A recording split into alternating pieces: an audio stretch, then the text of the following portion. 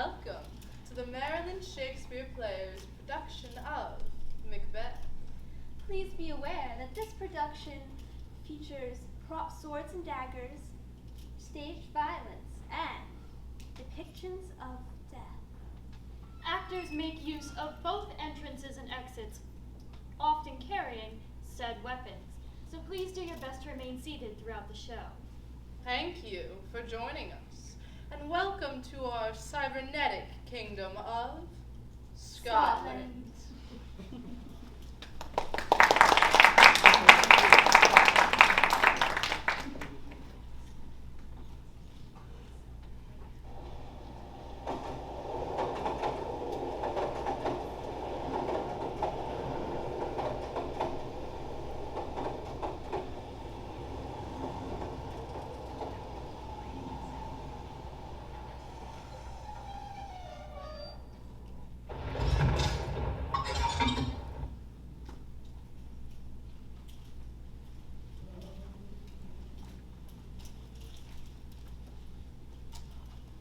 When shall we three meet again?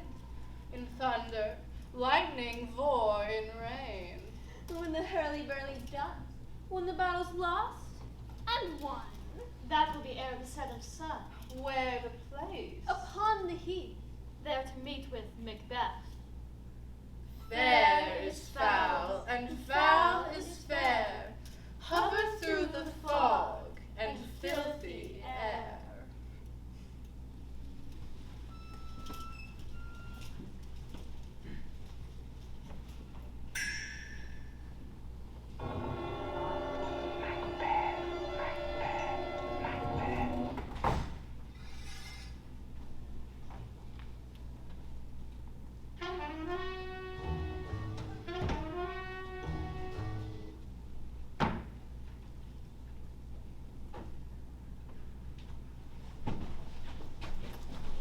What bloody man is that? He can report, by seemeth of his plight, of the revolt, the newest state. This is the sergeant that like a good and hearty soldier fought against my captivity. Hail, brave friend, say the king the knowledge the broil as thou didst leave it. doubtful it stood, as two spent swimmers that do cling together and choke their art, the merciless MacDonwell, worthy to be a rebel, which that the multiplying abilities of nature do swarm upon him. For brave Macbeth, disdaining fortune with his brain of steel, smoked with bloody execution, like valor's minion, carved out his passage till he faced the road, which ne'er shook hands, nor bade farewell to him till he had seamed him, the knave to the chaps, fixed his head upon our battlements. O valiant cousin, worthy gentleman! As whence the sun givens his reflection, shipwrecking storms and direful thunders break, so from that spring whence comfort seemed to come, discomfort swells. Mark, King of Scotland, mark, no sooner justice had, with valor armed, and felt these skipping kerns to trust their heels, the Norwegian lord, surveying vantage, with furbished arms and new supplies of men, began a fresh assault. Dismay not this, our captains, Macbeth and Banquo. Yes, as sparrows, eagles, or the hare of the lion, if I say sooth, I must report they were as cannons overcharged with double cracks, so they doubly redoubled strokes upon the foe, except they meant to bathe in reeking wounds or memorialize another Golgotha bed. I cannot tell, but I am faint. My gaseous cry for help. So all thy words become thee as thy wounds. They smack of honor both. Go, get insurgents. Who comes here? God save the king. The worthy band of Ross. What a haste looks in his eyes. So seems he look that seems to speak things strange. Whence camest thou, worthy thane? From Fife, great king, where Norwegian banners flout the sky and fan out people cold, Norway himself with terrible numbers, assisted by that most disloyal traitor, the Thane of Cawdor, began a dismal conflict. Till that Bellona's bridegroom, all lacked in proof, confronted him with self-comparisons, point against point for Velius, arm against arm, curbing his lavish spirit, and to conclude, the victory fell on us. Great happiness! No more shall the Thane of Cawdor deceive our bosom interests. Go, pronounce his present death, and with his former title, Great Macbeth. I'll see it done. What he hath lost, noble Macbeth hath won!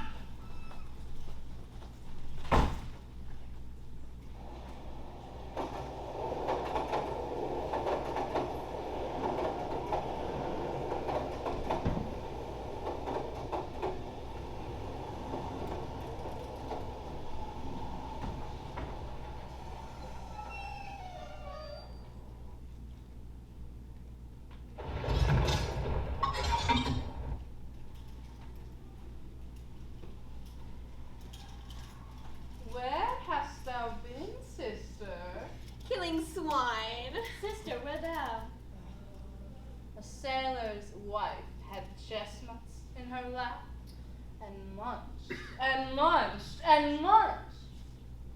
Give me, quoth I, everything which the rump-fed Runyon cries. Her husband's to Aleppo gone, master of the tiger. But in a sieve all thither sailed, and like a rat without a tail, I'll do, and I'll do. I'll give thee a wind. Oh, thou art kind. And I another. I myself have all the other, and the very ports they blow, all the quarters that they know in the shipman's card. I will drain him, dry as hay. Sleep shall neither night nor day hang upon his penthouse lid. He shall live, a man forbid, wearisome nights 9 times 9 shall he dwindle, peak, and pine. Though his bark cannot be lost, yet it shall be tempest-tossed. Look what I have. Show me, show me. Here I have a pilot's thumb, wrecked as homeward he did come. A drum, Macbeth doth come. The weird sisters, hand in hand, posters of the sea and land, thus do go about, thrice to thine, and thrice to mine, and thrice again, to make up 9. Peace, the charms wound up.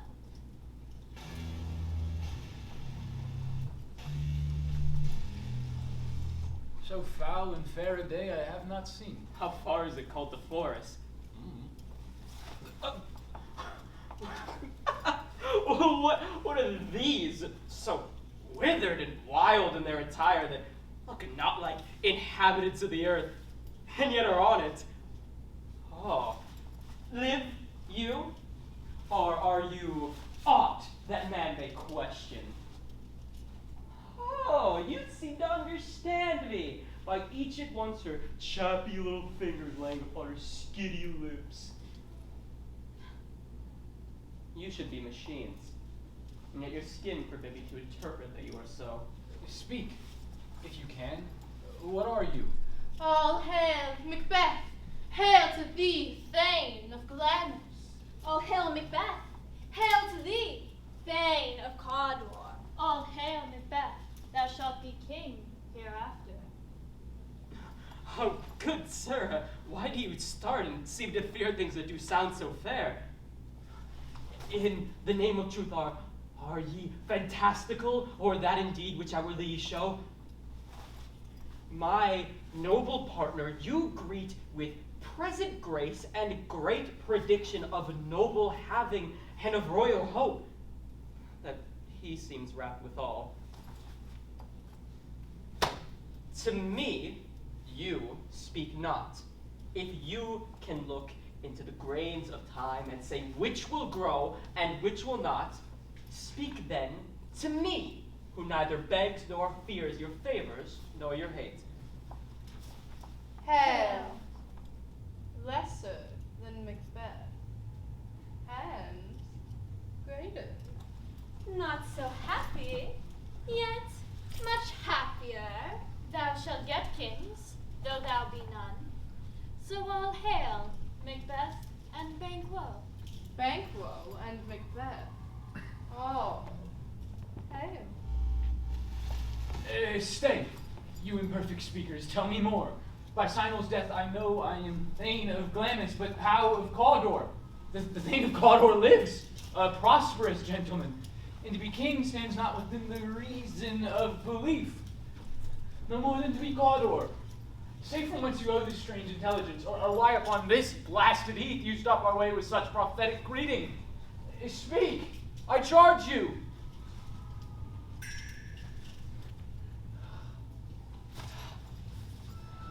The earth hath bubbles as the water has, and these are of them. Whither are they vanished? Into the air, and what seemed corporal melted. as breath into the wind. Would they had stayed. Were such things here as we do speak about? Or have we heated on the insane root that takes reason prisoner? Your children shall be kings. Oh, and you shall be king. And they of Cawdor too. Was it not so? To the self-same tune and words. Who's there? The king hath happily received, Macbeth, the news of thy success, and when he reads thy personal venture in the rebels' fight, his wonders and his praises do contend which should be thine or his. As thick as hail came post with post, and everyone did bear thy praises in his kingdom's great defense, and poured them down before him. We are sent to give thee from our royal master thanks, only to herald thee into his sight, not pay thee. And for an earnest of a greater honor, he bade me from him call thee Thane of Cawdor, in which edition, hail, most worthy Thane, for it is thine. What, can the devil speak true? The Thane of Cawdor lives. Why do you dress me in borrowed robes? It was the Thane lives, but under heavy judgment bears that life which he deserves to lose. Whether he was combined with those of Norway, or did line the rebel with hidden help and vantage, or that with both he labored in his country's wreck, I know not. But treason's capital, confessed and proved, have overthrown him. Glamis, and Thane of Cawdor, the greatest is behind. Thank you for your pains. Do you not hope that your children shall be kings, when those that gave the Thane of Cawdor to me promised no less to them? That entrusted home might yet enkindle you unto the crown, besides the Thane of Cawdor. But 'tis strange, and oftentimes to win us to our harm, the instruments of evil tell us truths, win us with honest trifles to betrays in deepest consequence. Cousins, a word, I pray you. Two truths are told, as the happy prologue to the swelling act of the imperial theme. It cannot be ill, it cannot be good, if ill. Why has it given me an earnest of success commencing in a truth? I am Thane of Cawdor. If good, why do I yield to that suggestion, whose hard image doth unfix my hair and make my seated heart knock at my ribs against use of nature? Present fears are less than horrible imaginings. My thoughts, whose murder yet is but fantastical shapes, so that my single state of man that functions is smothered in surmise. But nothing is but what it is not. Look how our partner's wrapped.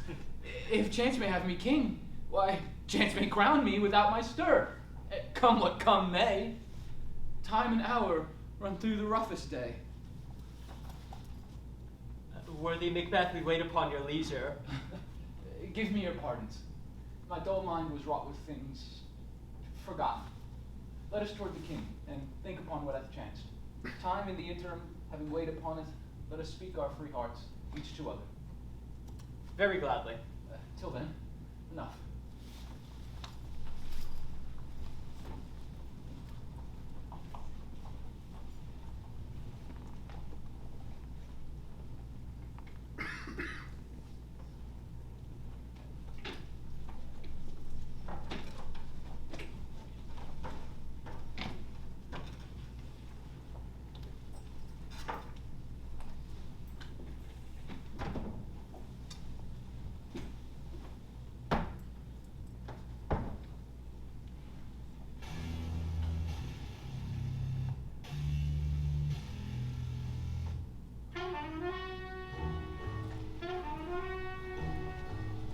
Is execution done on Cawdor?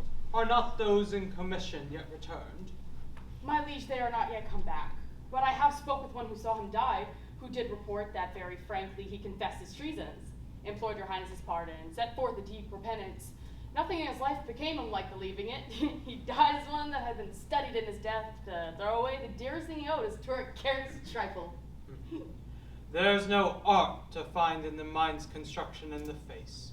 He was a gentleman on whom I built an absolute trust. Oh, worthiest cousin, the sin of my ingratitude even now is heavy upon me. Thou art so far before, the swiftest wing of recompense is slow to overtake thee.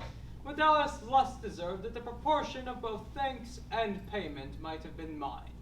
Only I have left to say, more is thy due, than more than all can pay. The service and the loyalty that I owe in doing it pays itself. Your Highness's part is to receive our duties, and our duties are to your throne, your state children, and your servants, who do but what they should by doing everything safe towards your love and honor. Welcome hither. I have begun to plant thee, and will labor to make thee full of growing. Noble Banquo, that hast no less deserved, nor must be known no less to have done so, let me enfold thee, and hold thee to my heart. There if I grow, the harvest is your own. My plenteous joys, wanton in fullness, seek to hide themselves in drops of sorrow.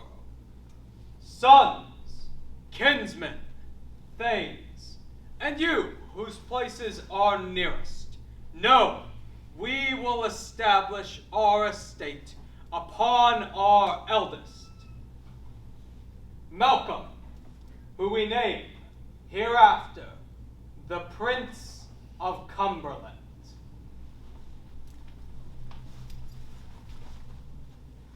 An honor which must not, unaccompanied, invest him only, but signs of nobleness, like stars, shall shine on all deservers, from hence to Inverness, and bind us further to you. The rest is labor, which is not used for you. I'll be myself the harbinger, and make joyful the hearing of my wife with your approach. So humbly I take my leave. My worthy Cardinal. The Prince of Cumberland? That is a step on which I must fall down, or else o'erleap. For in my way it lies. Stars, hide your fires. Let not light see my black and deep desires. The eye wink at the hand, yet let that be what the eye fears when it is done to see. True, worthy Banquo. He is full, so valiant, and in his commendations I am fed. It is a banquet to me. Let's after him, whose care has gone before to bid us welcome. It is a peerless kinsman.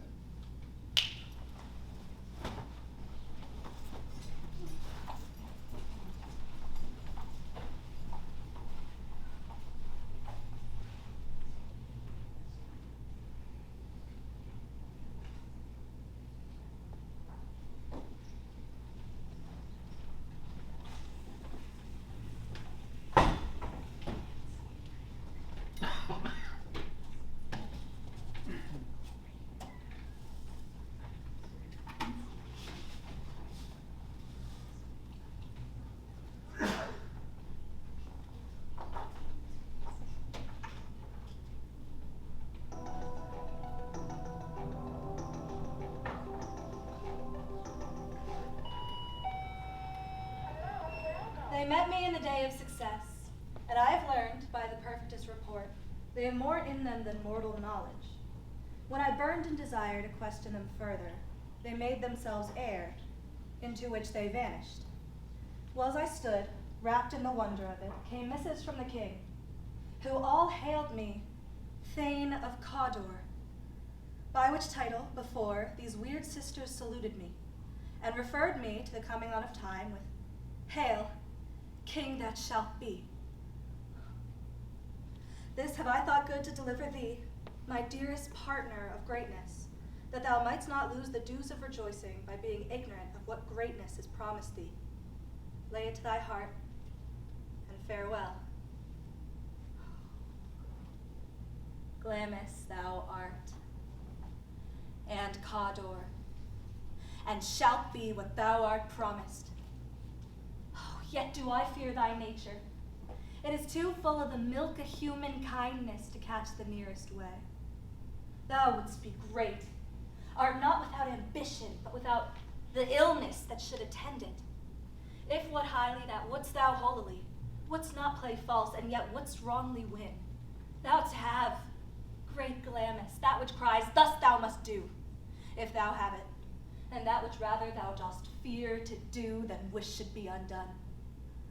Oh, hie thee hither, that I may pour my spirits in thine ear, and chastise with the valor of my tongue all that impedes thee from the golden round, which fate and metaphysical aid doth seem to have thee crowned withal.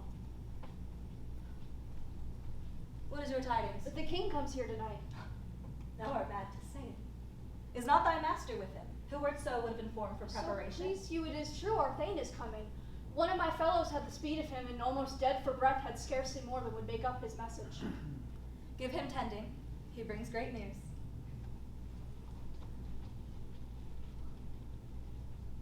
The raven himself is Horus, that croaks the fatal entrance of Duncan under my battlement. Come, you spirits, make thick my blood. Stop up all access and passage to remorse, that no compunctious visitings of nature shake my fell purpose, nor keep peace between the effect and it.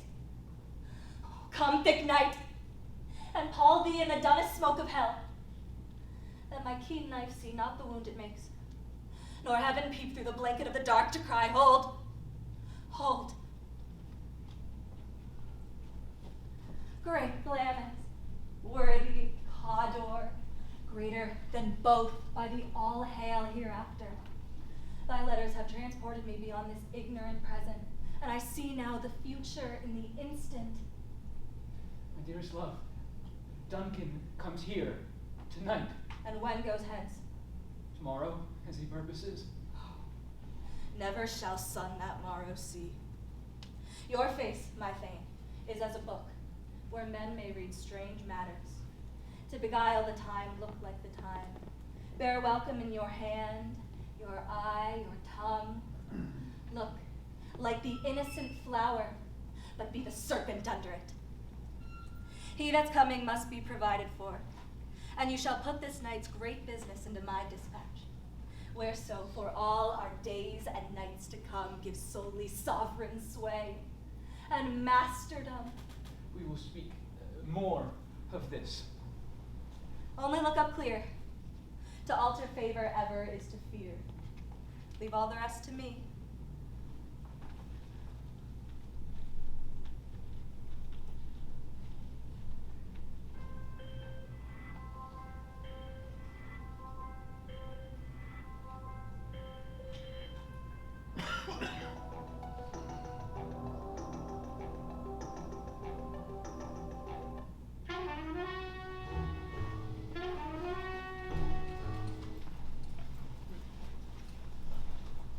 This castle has a pleasant seat. The air nimbly and sweetly recommends itself unto our gentle senses. This guest of summer, the temple-haunting Mart, does approve by his loved masonry that the heaven's breath smells wooingly here. No jutty frieze buttress, nor coign of vantage, but this bird hath made his pendant bed and procreant cradle. Where they most breed and haunt, I have observed.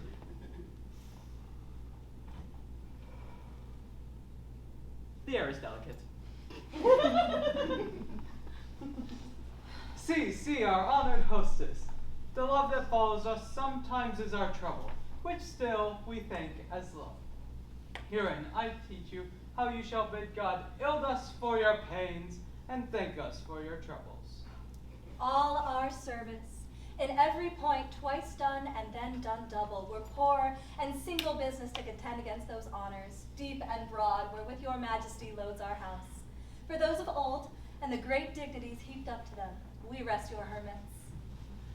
Well, where's the thane of Cawdor? We coursed him at the heels, and had purposed to be his purveyor, but he rides well. and his great love, sharp as a spur, have holp him to his home before us. Fair and noble hostess, we are your guests tonight. Your servants ever have theirs themselves, and what is theirs in compt, to make their audit at your highness's great pleasure, still to return your own. Give me your hand. Conduct me to mine host. We love him highly, and will continue our graces towards him. By your leave, hostess.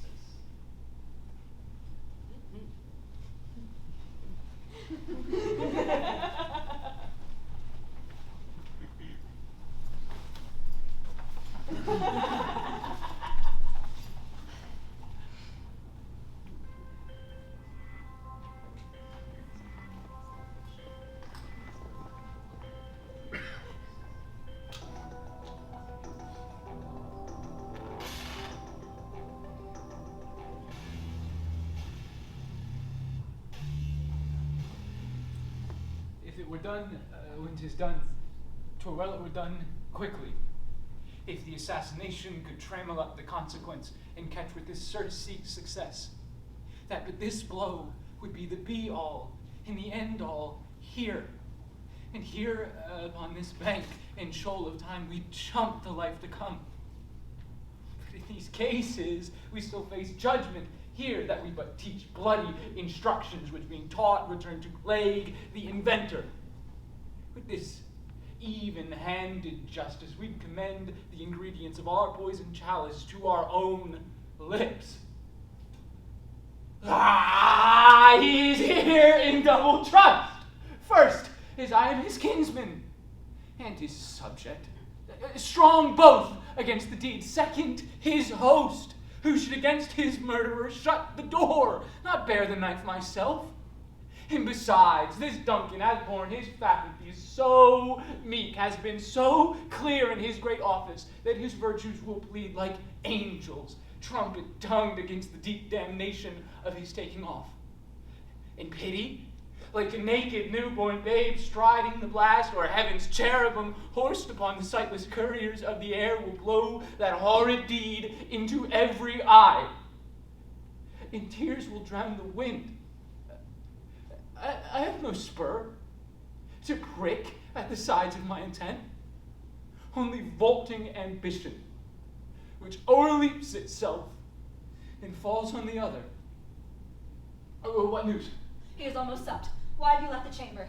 We will proceed no further in this business. He hath honored me of late, and I have bought golden opinions from a great sort of people that would be worn now in their newest gloss, not cast aside so soon. Was the hope drunk, wherein you dressed yourself? Hath it slept since? And awakes it now to look so blue and pale at what it did so freely? From this time such, I account thy love. Art thou afeard to be the same in thine own act and valor as thou art in ambition? Wouldst thou have that which thou esteem'st the ornament of life, and live a coward in thine own esteem, letting I dare not wait upon I would, like the poor cat in the adage? Prithee, peace, I do all that would become a man. Who dares do more is none. What beast was it then that made you break this enterprise to me? When you durst do it, then you were a man.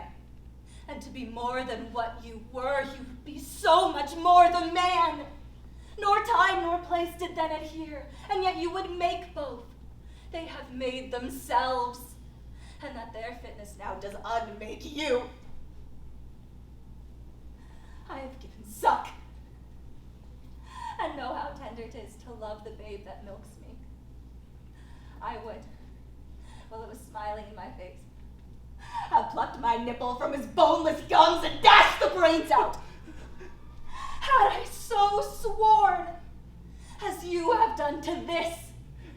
If we should fail. We fail. But screw your courage to the sticking place and will not fail. When Duncan is asleep, whereto rather shall his hard day's journey soundly invite him? His two chamberlains will I with wine and wassail so convince that memory, the warder of the brain, shall be a fume, and their seat of reason a limbeck only. When, swinish slumber their drenched natures lie, as in a death. Oh, what cannot you and I perform upon the unguarded Duncan? What not put upon his spongy officers, who shall bear the guilt of our great quell? Will it not be received when we have marked with blood those sleepy two of his own chamber, and used their very daggers, that they have done it? Who dares receive it other? As we shall make our griefs and clamor roar upon his death. I am settled, and bend up each corporal agent to this terrible feat. Away, and by the time of fairest show, false face must hide what the false heart doth know. When my drink is ready, strike upon the bell. Get thee to bed.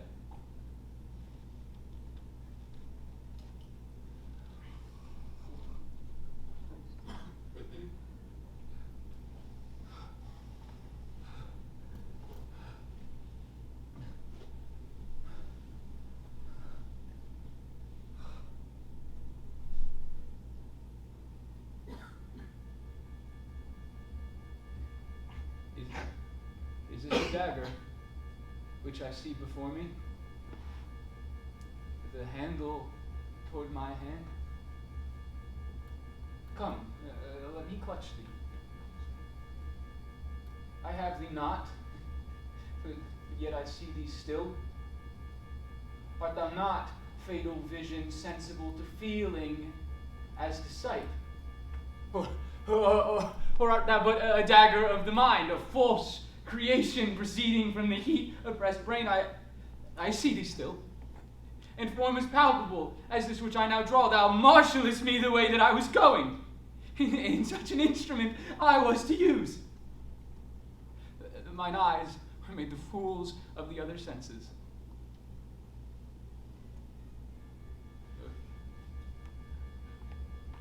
Or else worth all the rest. For I see thee still, and on thy blade indulging gouts of blood, which was not so before. There is no such thing! It is this bloody business which informs us to mine eyes. Now over the half-world, nature seems dead, and witchcraft celebrates pale Hecate's offering, and withered murder, alarmed by his sentinel the wolf, who with Tarnican's ravishing strides moves like a ghost.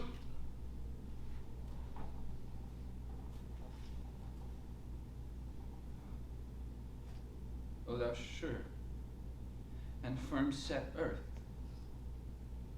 fear not my steps, for fear thy very stones may prate my whereabouts, and take the present horror from the time which now suits it. Whilst I threat, he lives. Hot words to deeds, to cold breath gives.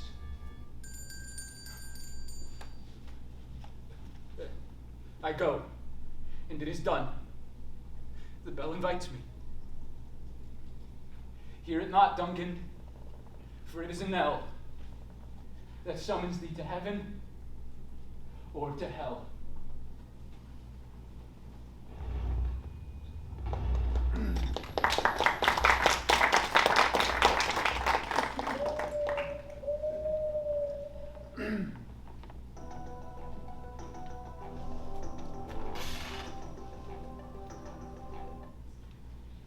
That which hath made them drunk hath made me bold. What hath quenched them hath given me fire. Hark, peace! It was the owl that shrieked. The fatal bellman which gives the sterns good night, he is about it. The doors are open, and the surfeited grooms do mock their charge with snores. I have drugged their possets, that death and nature do contend about them, whether they live or die. Who's there? What? How? Alack, I am afraid they have awaked, and 'tis not done. The attempt and not the deed confounds us. Hark, I laid their daggers ready, he could not miss 'em. Had he not resembled my father as he slept, I had done it. My husband. I have done the deed. Didst thou not hear a noise? I heard the owl scream and the crickets cry. Did not you speak? When? No. As I descended? Aye. Hark! Who lies in the second chamber? Donalbain. This is a sorry sight. A foolish thought to say a sorry sight.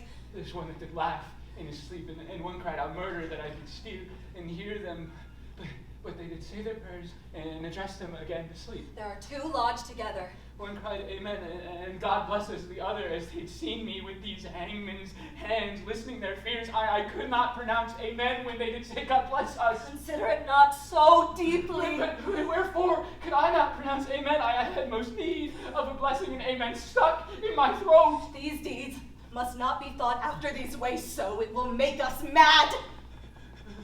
Methought I heard a voice that cries, sleep no more!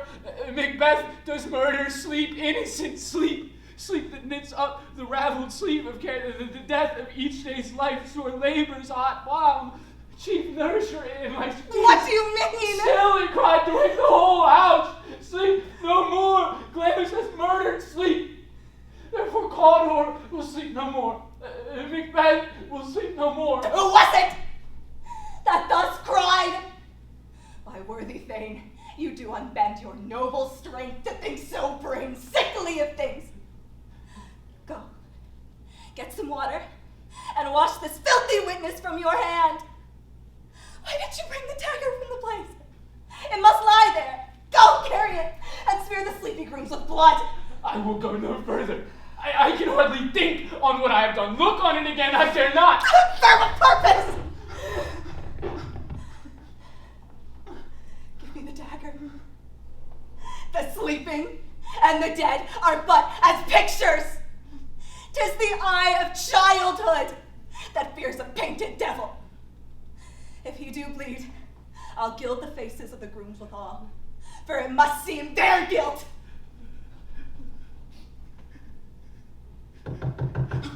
What does that knocking? How is it with me? When every noise does fright me so. What are these hands?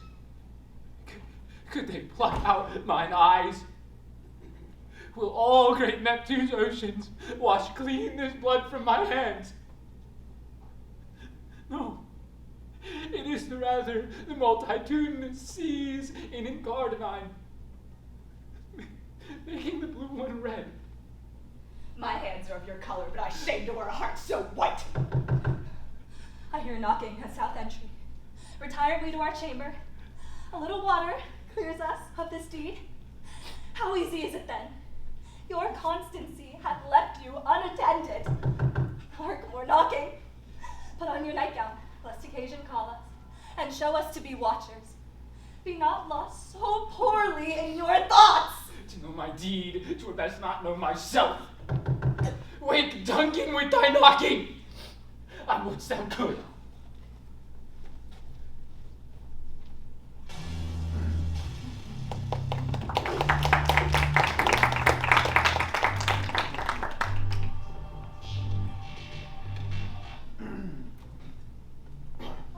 Good morrow, noble sir. Good morrow, both. Is the king stirring, worthy Thane? Not yet. He did command me to call timely on him. I have almost slipped the hour. I'll bring you to him. I know this is a joyful trouble to you, but yet 'tis one. The labor we delight in, physics pain. Here's the door. I'll make so bold as to call, for 'tis my limited service.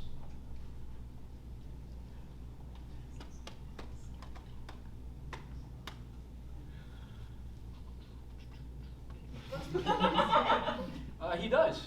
He did appoint so. The night has been unruly. Where we lay our chimneys were blown down, and as they say, strange voices were heard in the air. Cries and lamentings and prophesying in accents terrible of dire combustion and confused events. 'Twas a rough night.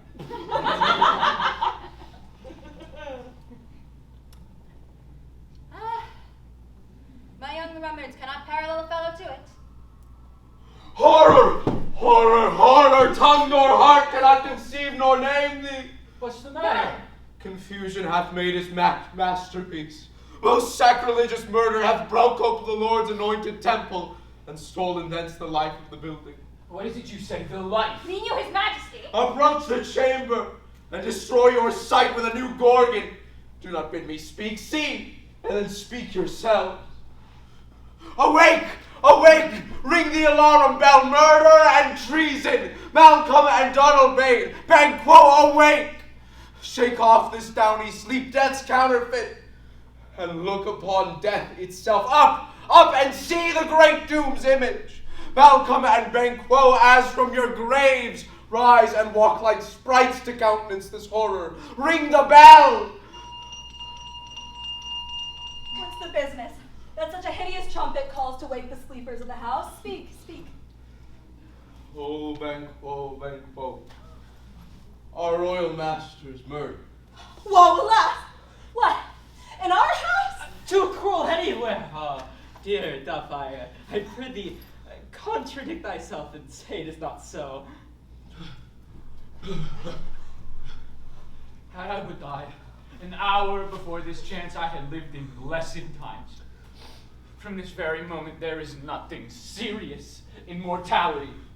All is but toys. Renown and grace are dead. The very wine of life is drawn, and we are left the lees, this vault to brag of.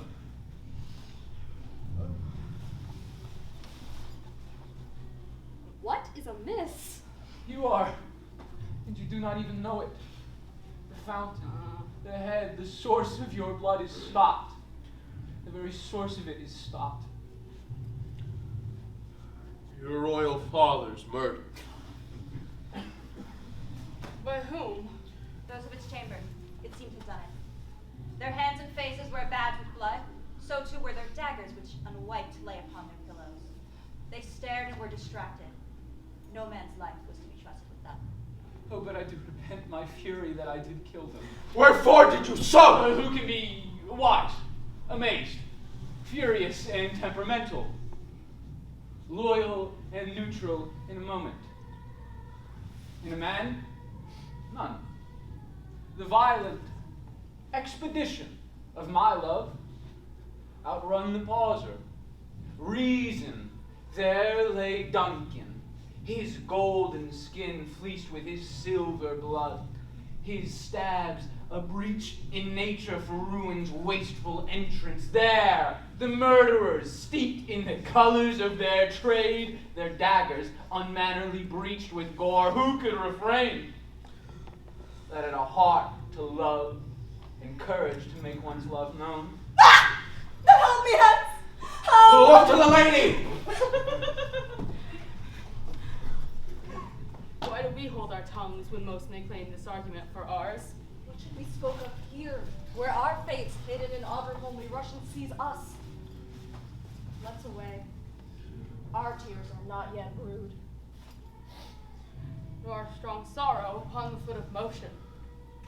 And when we have our naked frailties hid and suffer in exposure, let us meet to question this most bloody piece of work to know it further. In the hand of God I stand, and thence against the undivulged pretense I fight of treasonous malice. And so do I. Let us briefly put on our manly readiness and meet in the hall together. Aye. Well contented. What will you do? Let's not consort with them. To show an unfelt sorrow is the office which the false man does easy. Out to England. To Ireland, aye. Our separated fortunes shall keep us both the safer. Where we are, there's daggers in men's smiles. The near in blood, the nearer bloody. This murderous shaft that shot hath not yet lighted, and our safest way is to avoid the aim.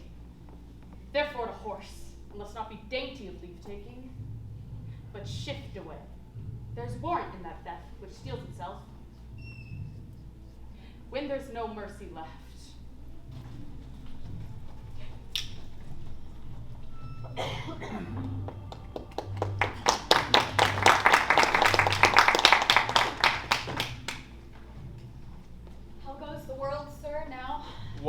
see you not? It's known who did this more than bloody deed. Those that Macbeth hath slain. Alas the day, what good could they protect? They were suborned. Malcolm and Donalbain, the king's two sons, are stolen away and fled, which puts upon them suspicion of the deed. Against nature still. Thriftless ambition, that will raven up thine own life's means. Then 'tis most like the sovereignty will fall upon Macbeth? He is already named and gone to Scone to be invested. Where is Duncan's body?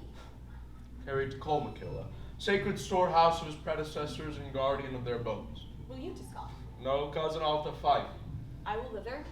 Well, may you see things well done then. Adieu, lest our old robes fit easier than our new. Farewell.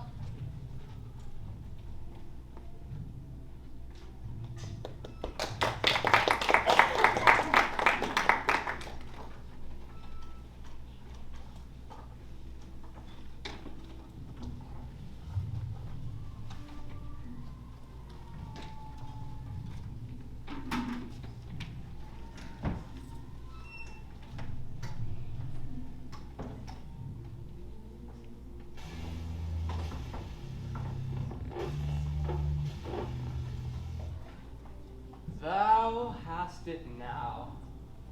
King Cawdor, Glamis all, as the weird women promised. And I fear thou playest most foully for it. Yet it was said that it should not stand in thy posterity, but that myself should be the rooted father of many kings. If there is any truth to come from them, as upon thee, Macbeth, their speeches shine, why, by the verities made good, may they not be my oracles as well, and set me up in hope? But hush, no more. Here's our chief guest. If he had been forgotten, it had been as a gap in our great feast, and all thing unbecoming. Tonight we hold a solemn supper, sir. And I'll request your presence. Let your highness command upon me, to the which my duties are with a most indissoluble tie, forever knit. Ride you this afternoon? Aye, my lord. Who would have else desired your good advice, which has been both grave and prosperous in today's council. But we'll take tomorrow. Is it far your ride? As far, my lord, as will take up the time twixt this and supper. Go not my horse the better, I must become a borrow of the night for a dark hour or twain. Fail not our feast. My lord, I will not. We hear our bloody cousins are deposed in England and in Ireland, not confessing their cruel patricide, filling their hearers with strange invention. But we'll take tomorrow, wherewithal we will have matters of state craving us jointly. Hie you to horse, adieu till you return this evening. Goes Fleance with you? Aye, my lord. Our time does call upon us. Then I do wish your horses swift and sure of foot, and do command you to their backs. Farewell. Let every man be master of his own time till 7 at night, where, to make society the sweeter welcome, we will keep ourselves till supper time alone. Till then, God be with you. A word, Sirrah. Attend those men. They are, my lord, without the cause to be.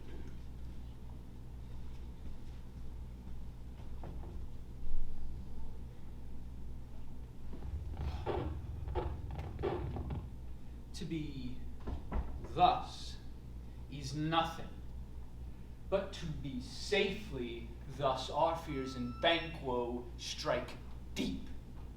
In his royalty of nature reigns that which is to be feared. He dares much, and in his dauntless temper there is a wisdom that would guide his valiance to act in safety. There is none whose being I do fear as his. And under him, my genius is rebuked, as was Mark Antony's by Caesar. He did chide the sisters when they first put the name of king upon me. He bade them speak to him. Oh, and then prophet like they hailed him father to a line of kings. Upon my head have they placed a fruitless crown, put a barren scepter in my gripe, thence to be wrenched with an unlineal hand, no son of mine succeeding. If it be so, for Banquo's issue have I filled my mind. For them have I, the gracious Duncan, murdered, put rancors in the vessel of my peace. Only for them, in mine eternal jewel given to the common enemy of mankind. For them to be kings, the children of Banquo kings. Become fate into the list, and champion me into the utterance. Who's without? Come in. Stand up by the door and wait for our call.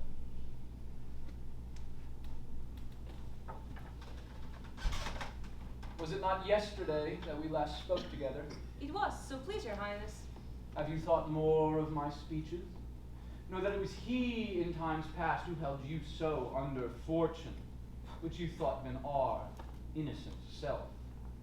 This I did speak in conference with you, past in probation, how you were born in the hand, and how terrible the instruments wielded by those who wrought them. This, and all else, to half a soul and notion crazed would cry, thus did Banquo. You made it known to us. Aye, I did.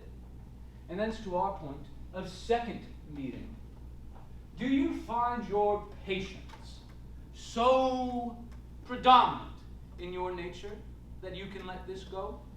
Are you so gospeled as to pray for this man and his issue, whose heavy hand hath bowed you to the grave and beggared you and yours forever?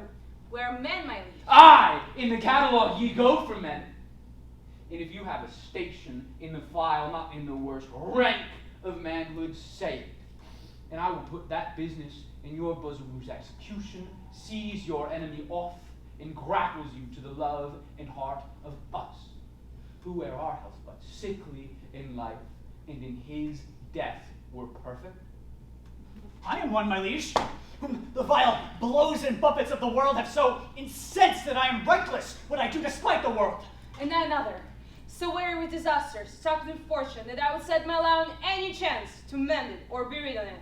Both of you know that Banquo is your enemy. True, my lord. Aye, and so is he mine, and in such bloody distance that every minute of his being thrust against my nearest of life. And though I could, with barefaced power, sweep him from before me and bid my will avouch it, but I must not. For certain friends that are both mine and his, whose loves I must not drop, would wail his fall.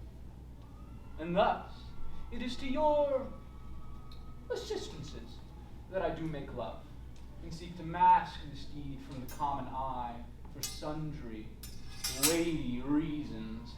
We shall, my lord, perform what you command of us. They're all alive. Your spirits shine through you.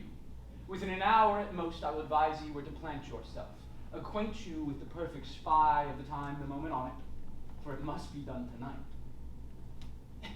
In something from the palace, always thought I required a clearness with him, to leave no rubs nor botches in the work.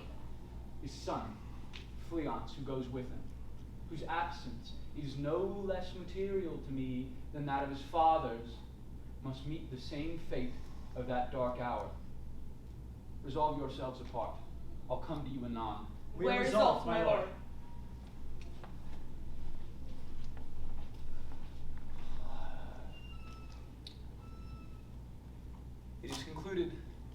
Banquo, thy soul's flight, if it find heaven, must find it tonight.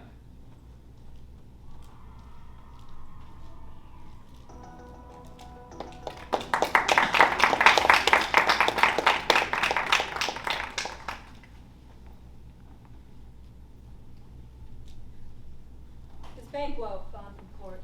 I met him, but returns again tonight. Say to the king I would attend his leisure for a few words. Madam, I will.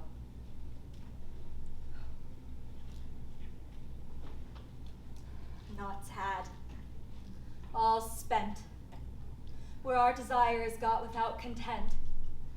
'Tis safer to be that which we destroy than by destruction dwell in doubtful joy. How now, my lord? Why do you keep alone? Of sorriest fancies your companions making, using those thoughts which should indeed have died with them they think on. Things without all remedy should be without regard. What's done is done. We have scotched the snake, not killed it. She'll withdraw and be herself, all the while our poor Malice remains in fear of her former tooth. But let the frame of things disjoint, both worlds suffer. Ere we will eat our meal in fear, and sleep in the affliction of these terrible dreams which shake us nightly.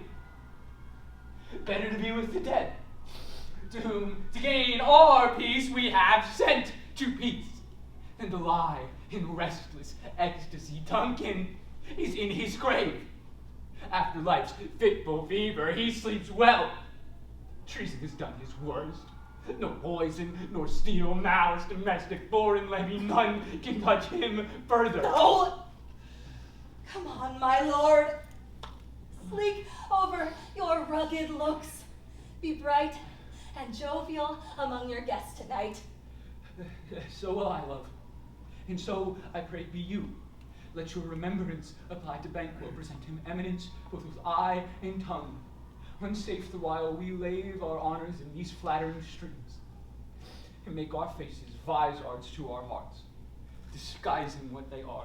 You must leave this. Oh, full of scorpions is my mind, dearest wife, that thou knowest that Banquo and his fleehaunts live. But in them nature's copy is not eterne. There's comfort, yet they are assailable. Then be thou yoken, ere the bat has flown his cloistered flight, ere to pale Hecate's summons. There's to be done a deed of dreadful note. What's to be done? Be innocent of the knowledge, dearest love, till thou applaudest the deed. Come, seething night, scarf up the tender eye of pitiful day, and with thy bloody and invisible hand cancel and tear to pieces that great bond which keeps me pale. Light thickens, and the crow makes wing toward rooky wood. The good things of the day begin to droop and drowse, while night's agents to their prey do rouse. Thou marvelest at my words, but hold thee still. Things bad begun make themselves strong by ill. So prithee, go with me.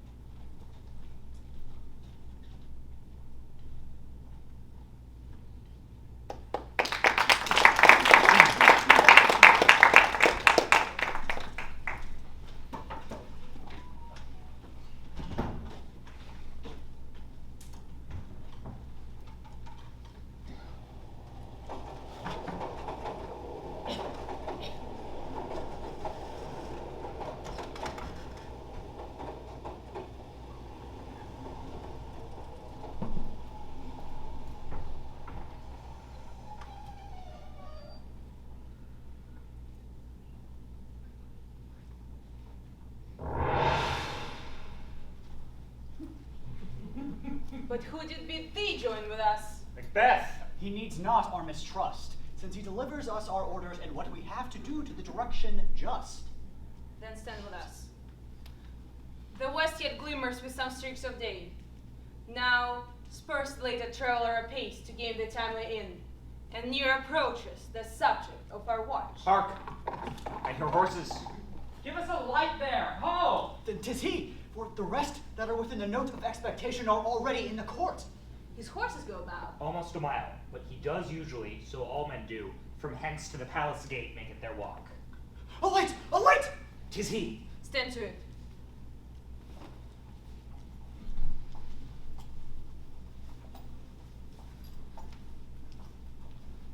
It will be rain tonight. Let it come down.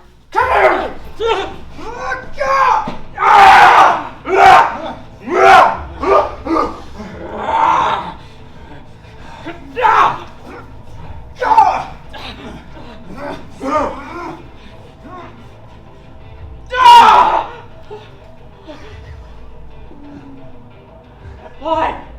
Good plans. Oh, mayest revenge. Oh, rat!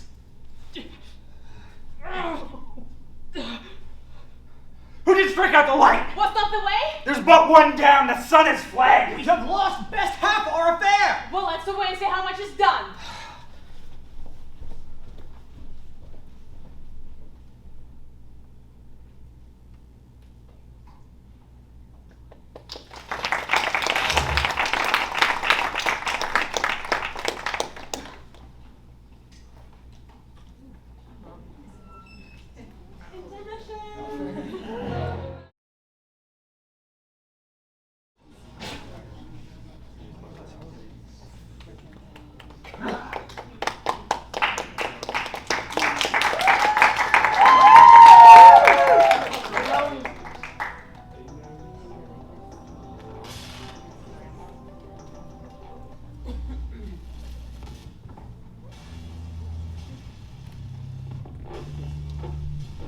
You know your own degrees.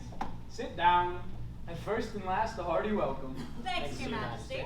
Ourself will mingle with society and play the humble host. Our hostess keeps her state, but in best time we will require her welcome.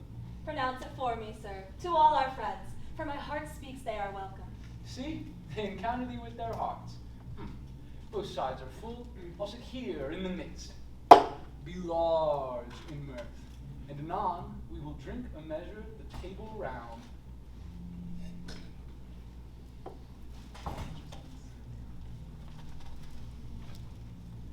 There's blood on thy face. His banquet's then. 'Tis better thee without than he within. Is he dispatched? My lord, his throat is cut. They died for him. Thou art the best of the cutthroats, but he's good that didst alike for Fleance. If thou didst him as well, thou art the nonpareil. Most earl, sir. Fleance is king. Then on come my fits again. I had else been perfect, whole as the marble, founded as the rock, as wide, in general, as the casing air, but now I am cabined, crimped, confined, bound in saucy fears and doubts. But Banquo's safe. I'm a good lord. Safe in the dish he bites, with 20 trench gashes on his head, the least adapt to nature. Thanks for that. There the grown serpent lies. The worm that's fled has that which in time will venom breed. No teeth for the present. Get thee gone. We will hear ourselves again tomorrow. My royal lord, you do not give the cheer. The feast is sold, that is not often doubted. What 'tis a making, 'twere given with pleasure. To feed were best at home from thence. The sauce to meat is ceremony, meeting were bare without it. Sweet remembrance. Good digestion waits on appetite, and health on both. May it please your highness. Sit. We have now all our country's honor roofed. We're the greatest person of our Banquo present, who I would rather challenge for unkindness than pity for mischance. His absence, sir, lays blame upon his promise. Please, your highness, joyce to grace us with your royal company. The table's full. Here is a place reserved, sir. Where? Here, my good lord. What is it that moves, your highness? Which one of you has done this? What, my good lord? Thou canst not say I did it. Never shake thy gory locks at me. Gentlemen, rise. His highness is not well. Sit! Sit! Worthy friends, my lord is often thus, and hath been from his youth. Pray you keep seat. The fit is momentary. Upon a thought he will again be well. If you much note him, you shall offend him and extend his passion. Feed and regard him not.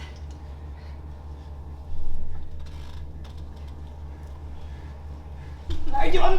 I, and a bold one, that would look upon that which might appall the devil. No proper stuff. This is the very painting of your fear. This is the air-tron dagger which you said led you to Duncan. Why do you make such faces? When all's done, you look but on a stool. Prithee, behold, look, lo! What changed you? Why, what care I? If charnel houses and our graves must send those that we bury back, our monuments will be the maws of kite. What? Quite unmanned and folly! If I stand here, I can see it. Fie! For shame! Blood hath been shed. And now I, in olden times do, before human statue and purge the gentle wheel. I, in times changed, murders have been performed too terrible for the ear. The times had been that when the brains were out, the man would die, and there an end. But now they rise again and push us from our stools. This is more strange than such a murder is. My royal lord, your noble friends do lack you.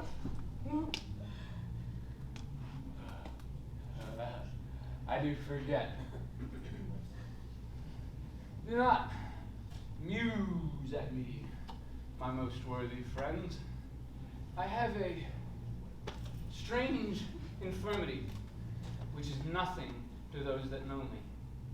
Come, love and health to all. I'll sit down. Bring me some wine. Fill full. I drink to the general joy of the whole table, and to our dear friend Banquo, whom we miss. Would that he were here. To all and to him we thirst, and all to all. Our duties and the pledge.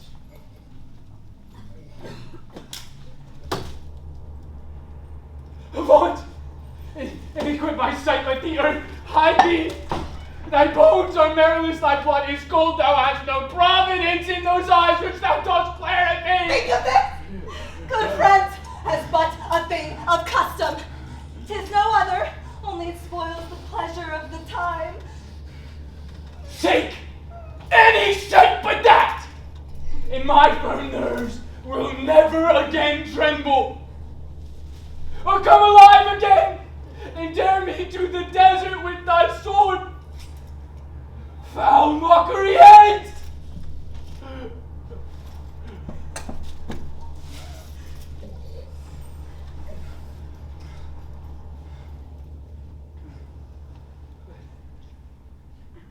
So being gone, I am a man again.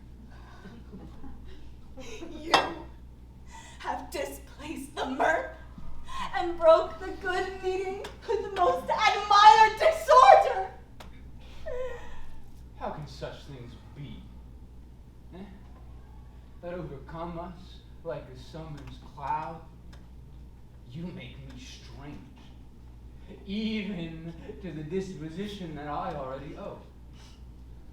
When I do begin to think you could behold such sights, and keep the natural ruby of your cheek, while mine is blanched with fear. What sights, my lord? I pray you speak not. He grows worse and worse. Question enrages him. Good night. At once. Stand not upon the order if you're going. Go at once. Good night, and better health attend his majesty.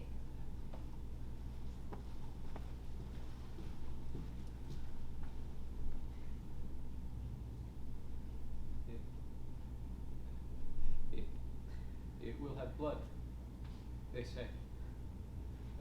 Blood will have blood. Stones have been known to move, and trees to speak. Augurs and understood relations have by rocks and coughs and maggot pies brought forth the secretest bloody man. What is the night? Almost at odds with the morning. Which is which? How say you that Macduff denies his person at our great bidding? Did you send to him, sir? I hear it, by the way, but I will send. There's not a one of them, but in his house I keep a servant, feed. I will betimes to the weird sisters, more shall they speak. For now I am bent to know by the worst means the worst. For mine own cause, all good shall give. I am in blood, so far steeped that should I wait no more, return where'er as tedious as go over. I have strange things in head, which must the hand, must be acted upon ere they be scanned. You lack the season of all natures. Sleep. To bed. My strange and self-abuse is the initiate fear that wants hard use. We are but young indeed.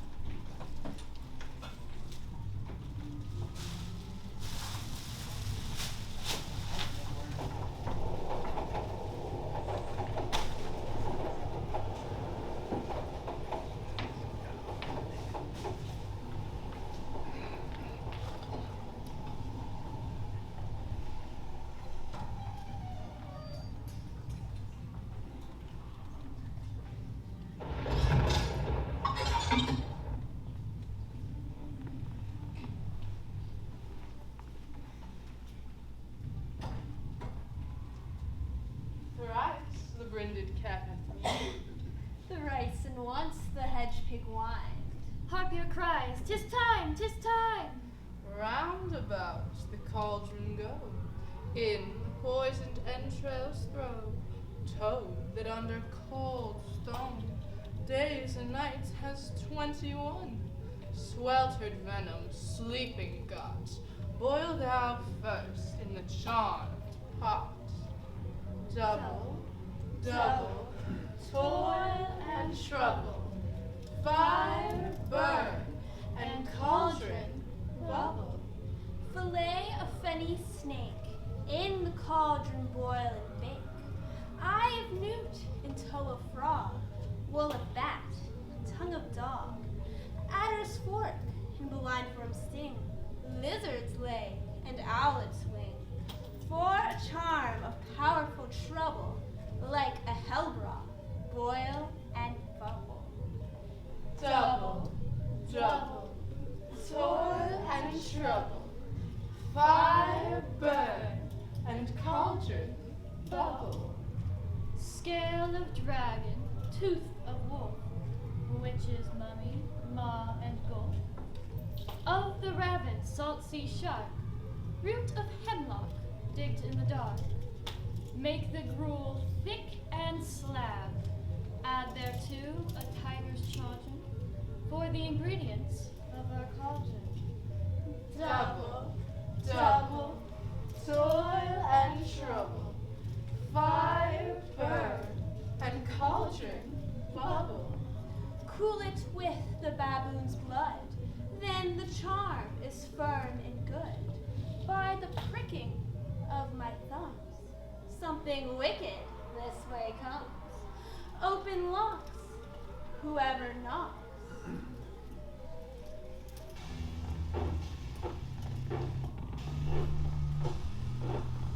How now, you secret midnight hags? What is it you do? A deed without a name.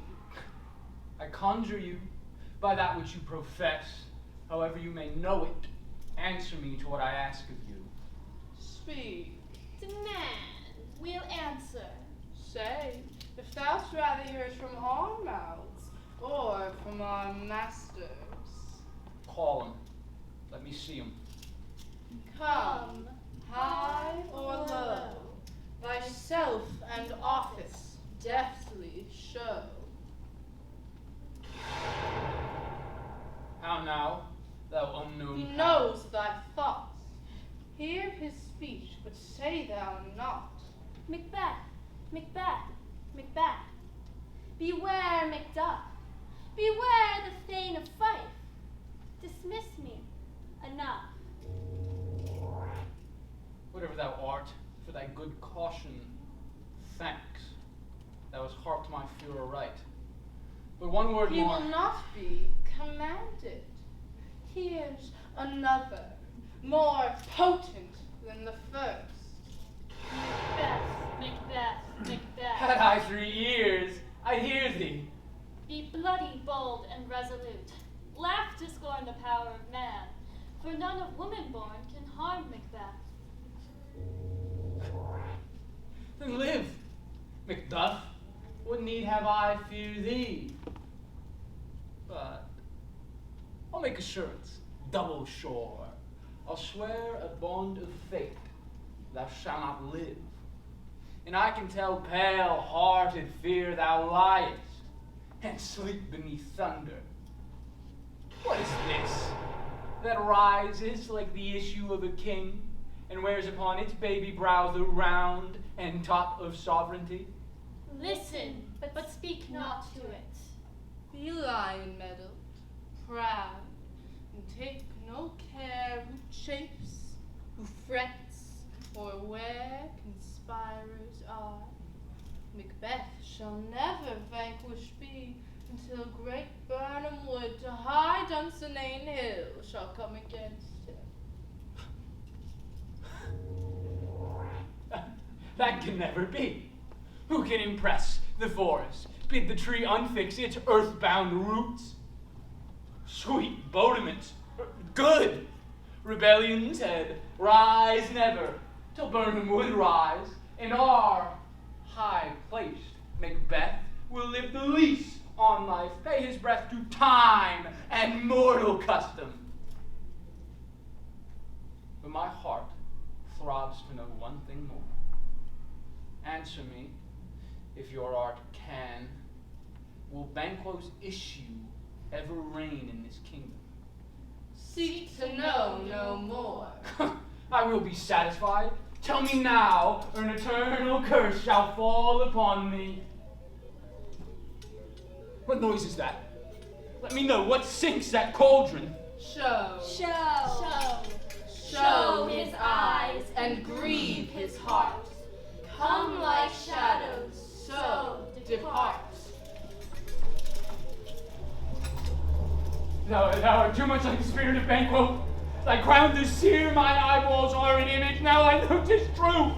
The blood-bolted Banquo smiles upon me and points at them for his.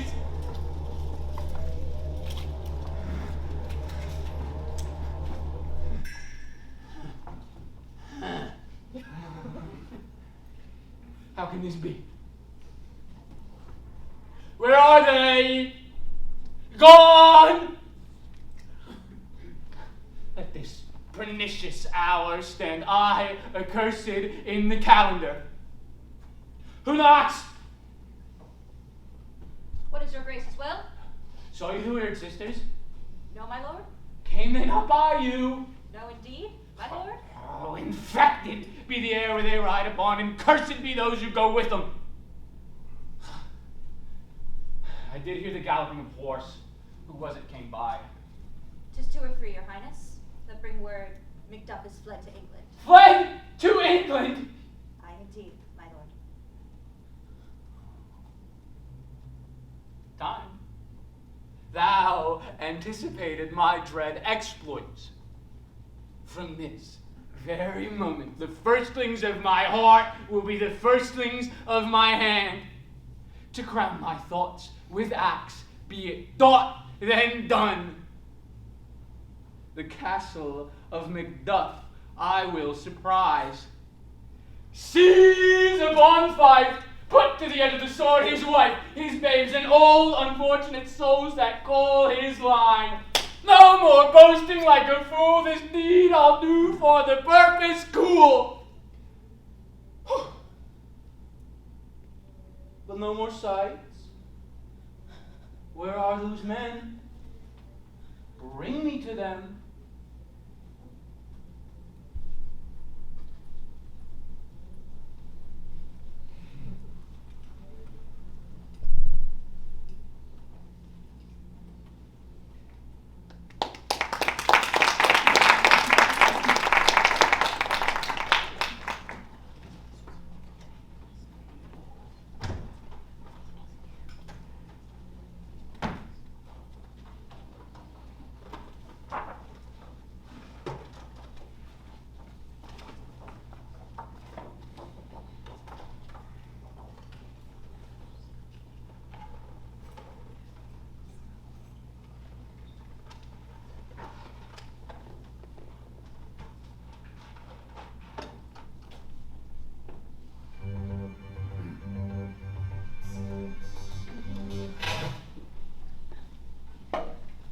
What have you done to make him fly the land? You must have patience, madam. He had none. His flight was madness. When our actions do not, our fears do make us traitors. You know not whether it was his wisdom or his fear. Wisdom? To leave his wife, to leave his babes, his mansion and his titles in a place from whence himself does fly? He loves us not. He wants the natural touch. For the poor wren, the most diminutive of birds, will fight, her young ones in her nest, against the owl. All is the fear, and nothing is the love. As little is the wisdom, where the flight so runs against all reason. My dearest coz, I pray you school yourself. But for your husband, he is noble, wise, judicious, and best knows the fits of the season. I dare not speak much further, but cruel are the times when we are traitors and do not know ourselves, when we hold rumor for what we fear, yet know not what we fear, and float upon a wild and violent sea each way and move. I take my leave of you. Shall not be long, but I'll be here again. Things at the worst will cease, or else climb upward to what they were before. My pretty cousin, blessings upon you. Fathered he is, and yet he's fatherless. I am so much a fool. Should I stay longer, it would be my disgrace and your discomfort. I take my leave of you.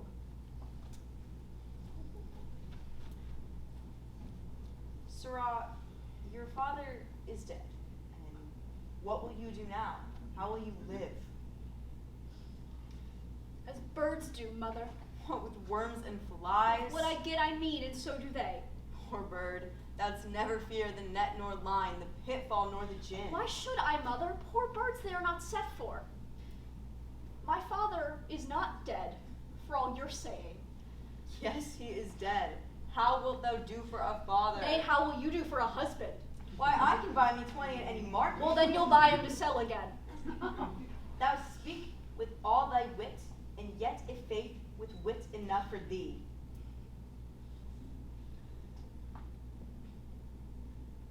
Was my father a traitor? Aye, that he was. What is a traitor? Why, one that swears and lies. Be all traitors that do so? Everyone that does so is a traitor and must be hanged. Must they all be hanged that swear and lie? Everyone. Who must hang them? Why, the honest men.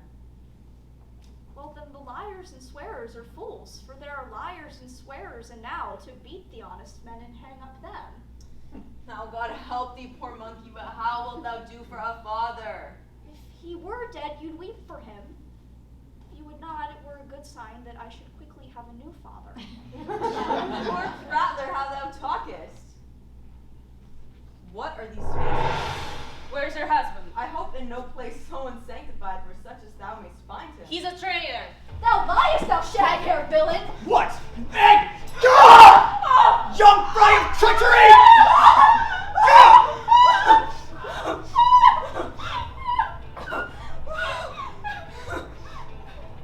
Excuse me, mother. Run away, I pray you.